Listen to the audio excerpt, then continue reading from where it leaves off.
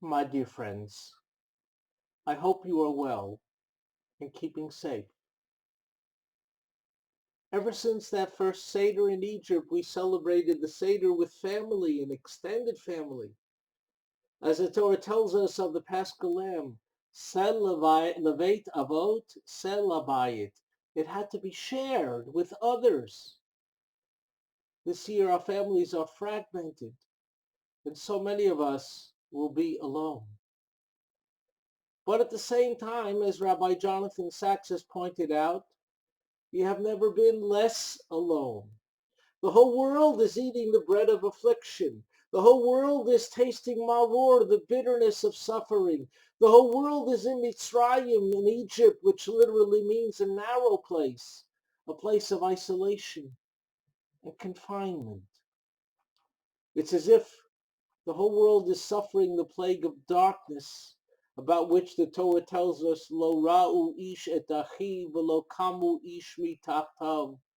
No one was able to see their closest friends and relatives, and no one was able to get up and leave the house. Sound familiar? Rabbi Joseph Soloveitchik once pointed out that while millions of people get together on New Year's Eve at Times Square to celebrate the new year, and they're never alone, they can all be very lonely. This year, during the corona pandemic, we will all sit around at the Seder feeling both alone and lonely, wondering what will eventually happen to us. Is it a coincidence that the apex of this coronavirus in America coincides with the Passover Seder? The 10 plagues recited at the center of the Seder sound a lot like the oranges of the plague of the coronavirus.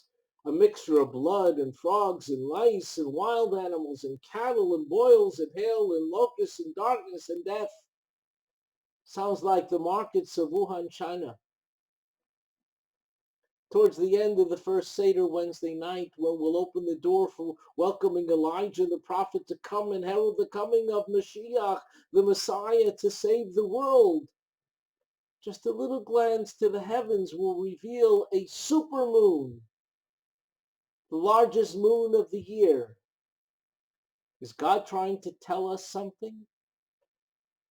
What is the lesson of this timeout we've all been in for the last 3 weeks? Perhaps one lesson is that our isolation comes to teach us how much we really need each other. We have become so divided that, like the plague of darkness, no one really sees his neighbor. We couldn't even agree to be disagreeable. Now, in our solitude, we're beginning to realize how much we really do need each other. And there are real signs of brotherhood in the world today, as the world comes together trying to solve this crisis. Countries are freely sharing supplies and medicine and research. Tens of thousands are volunteering to pick up shopping or deliver medicine or walk the dogs for the most vulnerable. People are making face masks for healthcare workers in their homes.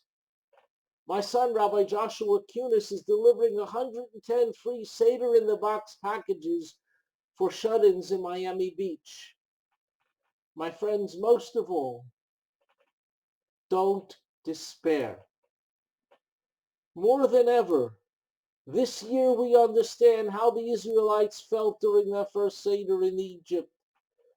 But their night of terror passed, and in the morning they were able to leave their homes and the terror behind them as God redeemed them. My friends, our night of terror will pass as well. We will, God willing, leave our homes and the terror behind us sooner than later. Let me again share this thought with you that speaks to the anxiety we all feel about our health, our wealth, and our lives. You relax on a plane, even though you don't know the pilot. You relax on a ship, even though you don't know the captain. You relax on a bus, even though you don't know the driver. Why don't you relax in life, knowing that God is in control? Yes, my friends, our challenge on this Passover is to relax and enjoy our Seders as much as we can with the understanding that it is only Hashem, it is only God that is really in control. Chag Kosher v'Sameach, have a joyous kosher Passover. Amen.